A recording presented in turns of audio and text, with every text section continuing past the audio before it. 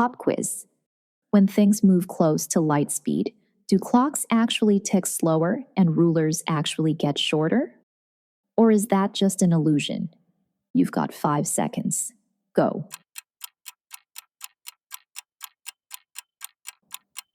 The answer?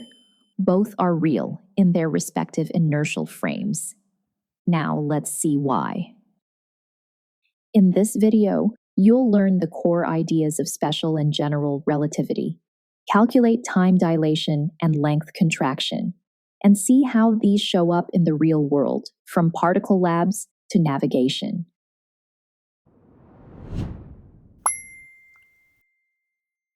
Before we calculate anything, let's set the rules Einstein started with.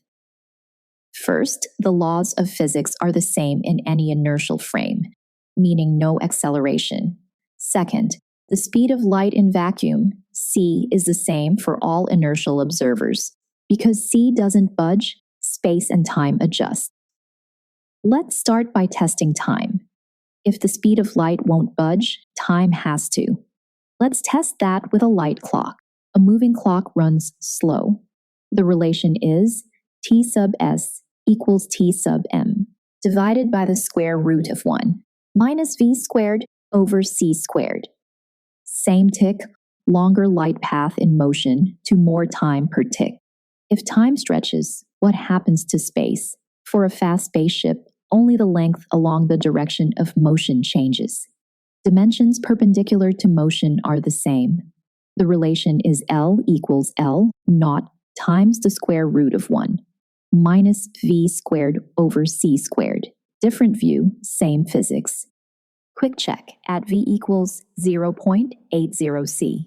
The factor gamma is 1 over the square root of 1 minus 0.8 squared. That's 1 over 0.6, about 1.6t7. So 1 second on the ship stretches to about 1.6t7 seconds for the lab observer. And while we're here, let's fix a common trap, only their clock slows. However, at constant relative speed, each inertial observer sees the other's clock run slow. Acceleration, like turnarounds, is what breaks the symmetry in twin-style stories.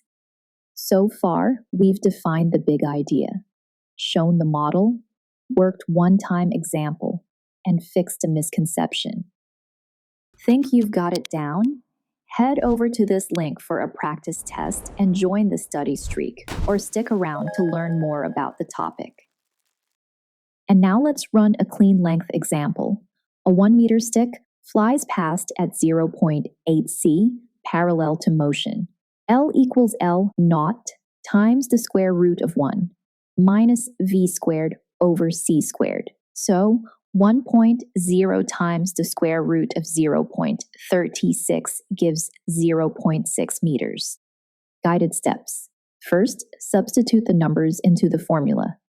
Next, square the velocity. Then, subtract that result from 1. After that, take the square root. Finally, multiply by the original length. Same math, new case. Muons live only microseconds at rest. Yet, many reach the ground. From our frame, their clocks are dilated. From the muon's frame, Earth's atmosphere is length contracted. 2 views, 1 prediction. Arrivals match reality. General relativity goes further. Gravity isn't a force pulling through space, it's spacetime curvature.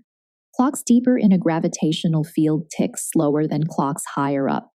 Different cause, similar effect. Time rates diverge. Where does this matter day to day? GPS needs 2 fixes: motion slows satellite clocks, or special relativity, and weaker gravity speeds them up, or general relativity. In accelerators, short-lived particles live longer due to time dilatation. For receding galaxies, light shifts to the red. Use relativistic Doppler for fast local sources. For distant galaxies, it's mostly cosmic expansion.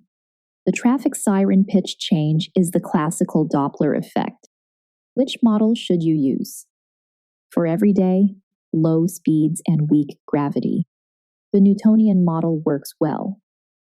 As speed approaches the speed of light or gravity becomes strong, relativity is the right tool. Right model, right regime. Next, we'll collect the two equations you'll actually use in practice. Wrap-up time, your take-home formulas. Time dilation, observed time equals proper time, divided by the square root of 1 minus speed squared over light speed squared. Length contraction, measured length along the direction of motion, equals rest length, times the same square root factor. Keep frames straight, watch directions, and track units. In summary, constant light speed reshapes time and length. Use the square root factor for time dilation and parallel-only contraction. Gravity alters clock rates. GPS and particle physics experiments confirm these effects. Different frames, same results. Now that you've watched the video, let's see how much you remember. Head to the link in the description where you'll find Quizlet, content made just for you.